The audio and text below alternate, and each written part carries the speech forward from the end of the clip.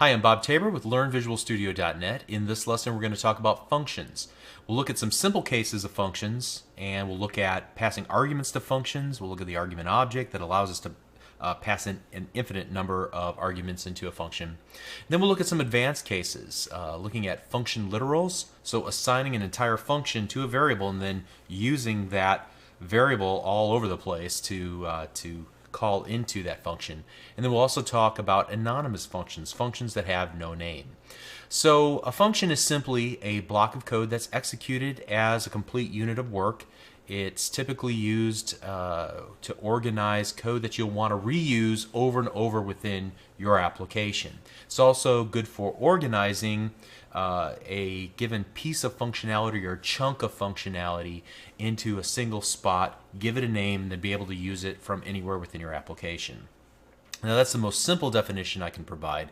As you get into the more complex cases, that doesn't always ring true. There's other reasons to create functions, but we'll leave that for another time. There's also one other note that we're not going to talk about in this video with regards to functions, and that is variables that are defined within functions using the var keyword. We've already alluded to the var keyword a little bit earlier about function scope and global scope. Still don't want to get into that topic just yet. We'll get to that soon. I'll reserve a whole video for that topic a little bit later. All right. So let's start off with our usual work here. Let's open up Notepad and then get our template in there, and then we'll want to save as c9js07.html, and let's change this to, and we'll copy that and put it in our h1. Now we're all set. Let's get our script tags in place. Great. And then also we don't want to forget our type equals text / JavaScript. Great. All right. Again, I'm going to leave the indentation all the way to the left for my own convenience, pointing out that that is not the way you typically want to write your code. You want to use indentations. Okay. But at any rate, let's go ahead and start and create a very simple function. We'll use the keyword function, and we'll give it a simple name, my new function. Typically, you want to give your functions meaningful names. This is not a very meaningful name, but hopefully it'll suffice for the moment. And now, inside of our function, inside of the opening and closing curly braces that define this block of code, we're going to give this block of code a name, or rather, we've already given it a name, my new function. Now we're going to give it some functionality, and we're just going to keep it easy. Now, to invoke my new function, all I need to do is call it by its name. Using the opening and closing parentheses, these are the function invocation operator, like we talked about earlier. We'll talk about their purpose here in just a moment when declaring or defining the function. Let's go ahead and save and make sure that we have JavaScript working at this point. Awesome, we do. All right, so we could call our function from here, or if we were to, for example, input type equals button, or submit rather, on click equals my new function, and let's put value equals click me.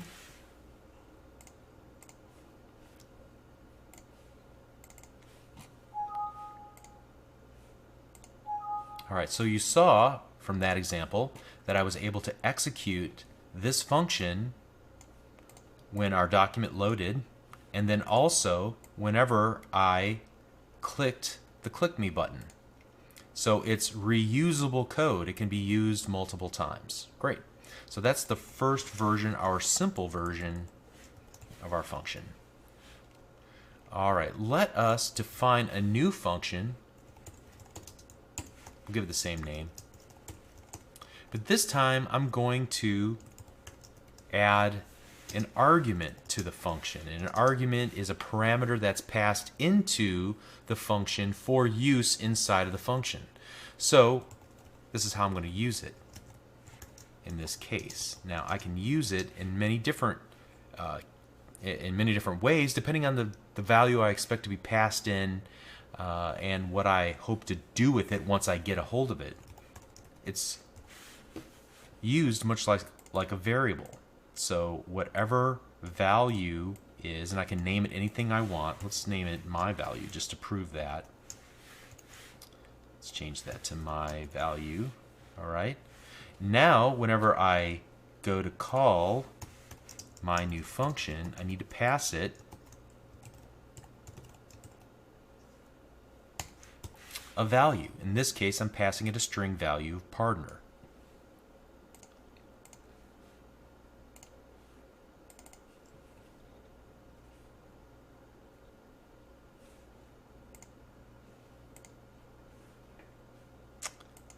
And I want to make sure to spell it correctly.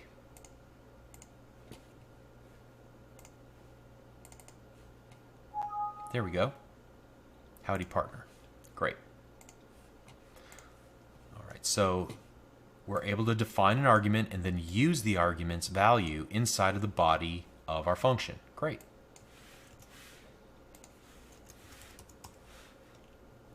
All right, let's take a little departure here and let's create a simple function called add.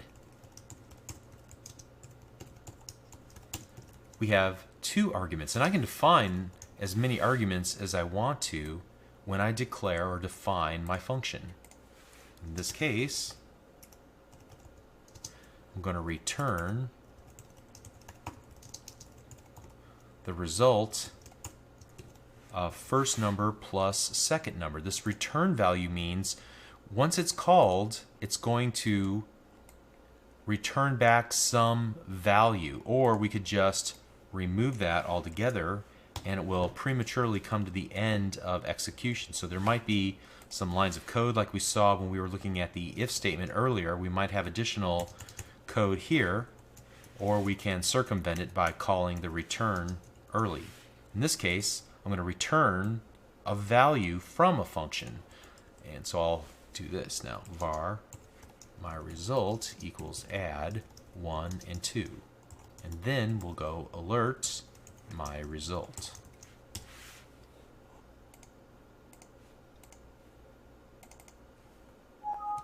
And we get the result of 3. Great. So again, we can pass in more than one parameter, and then we can return a value at the end of the execution of the function. We can capture the value that's been returned and save it into a variable. And in this case, I'm merely displaying that variable in an alert box. Great. Let's continue on.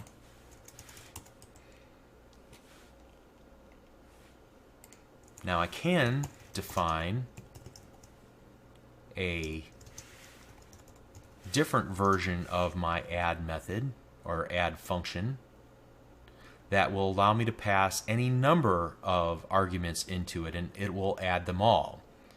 So here I'm going to create a temporary value. I'm going to assign it the value of 0. Automatically, whenever you create a function, it has a built-in object that we can reference called the arguments object, and it will have every value passed in through the arguments for the given function. So you can go ahead and pass as many arguments as you want to in a function, and we can then, even if you don't define them in the function themselves. Now I'm going to use some odd-looking syntax. We're going to come back to this syntax later when we talk about looping. Don't want to talk about what it does just at the moment. Just know that we're going to loop around and look at every argument that is passed into our add method. And again, we'll talk about this for loop a little bit later.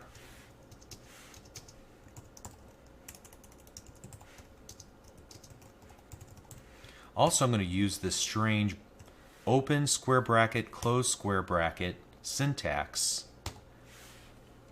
And we'll talk about what that does again a little bit later. It's an array. And we'll talk about arrays in its own video. But for now, let's just look at the fact that there's an argument object that lets us add as many different arguments as we want to. So we can do add 1 and 2 and 3 and 4 and 5 together, okay? And we could keep going if we wanted to. But let's see what that gets us. And clearly I've done something wrong here. Let's take a look at it. I think it's arguments.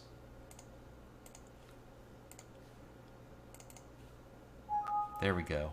And adding up all those numbers, it comes out to 15. Great.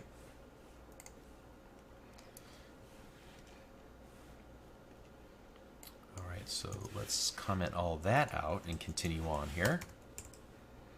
All right, so functions have a built-in arguments object, which allows us to get out each of the arguments that we pass in, even if we don't define them up front. Moving on. Here's a fun little exercise.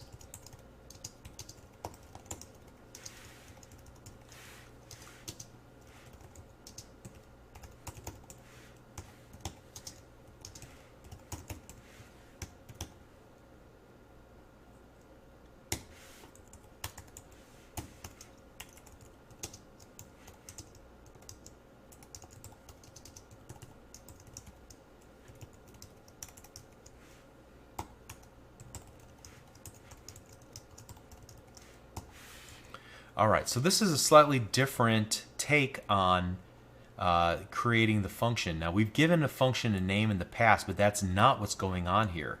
Here we're defining a function, but then immediately assigning it to a variable. This variable is of type object. It's a special type of object, a function object. From that point on, we can then use that function object in the rest of our application and call into it just like we would if we had given the function a name on its own. In fact, we could even do, here, let's just run it like this, and I'm going to do one more variation on it to show you how it works. All right, so 3, 1 plus 2 equals 3, right? All right, so now let's do this. Let's give this function a name of Bob. And now let's comment this out. Var my new value equals Bob 1 and 2. 1, 2.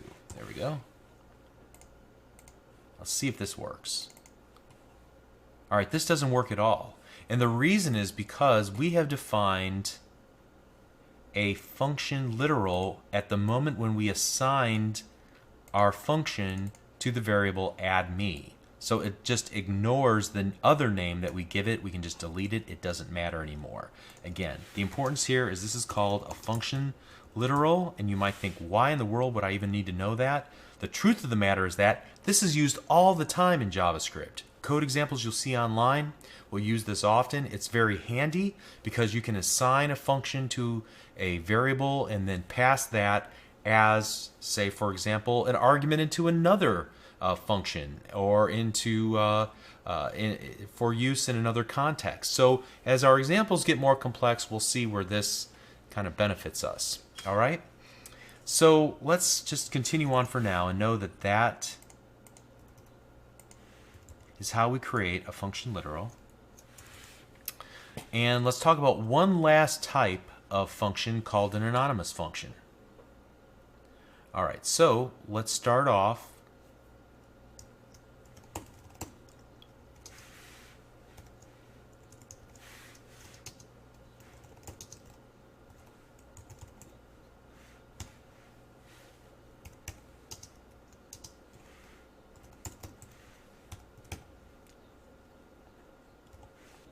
and at this point, our function looks exactly like what we did here. We just haven't assigned it to a variable yet. And so at this point, this function is called an anonymous function. You're going to see when we work with jQuery that anonymous functions are used all the time. Now, in a very simple case, it's a little bit difficult to demonstrate how useful it could possibly be. Trust me, used all the time. We'll get to that. Stay with us until we get into like video 15, 16 there, and you'll see this pop up all over the place. But just to show you how this might work, let's go ahead and wrap this in a pair of parentheses, And then I can call this anonymous function like so. Now, by itself, it won't really do anything. I guess I could just do var my result equals. So notice I'm defined my anonymous function, and then I'm going to execute that anonymous function by passing in 2 arguments here. Again, this is pretty funky stuff, right? And then we can do alert my result. But this is an important concept because we're going to see this pop up again and again in JavaScript. All right, so that worked. Now, we can just get rid of, in fact, let's just copy some of this stuff out right here. I'm going to paste it here, and I'm going to get rid of that example. And instead of creating a variable to store the value, let's just call alert with another set of parentheses around all of this, and then save it. And let's just change this from 1 to 3 just to show you that there's nothing up my sleeve here. And then execute this, and we should see the value of 4 execute in the alert box. All right, so look how compact we made that through the use of an anonymous function, executing it immediately, all in the context of an alert. A call to the alert function. All right? All right, so there is a point to this final example. Functions don't need names. They can be defined and passed around anonymously, and again, we'll see examples of this soon. All right, so several different variations on the notion of creating functions in JavaScript. Hopefully nothing here blew you away. You'll use each of these different types at various points. And as I said earlier, functions are really central to how JavaScript operates, whereas classes and objects are more central to other languages like C# and Visual Basic and so on. All right, you're doing great. Continue push forward. We're getting closer to some really meaty stuff. See you in the next video. Thank you.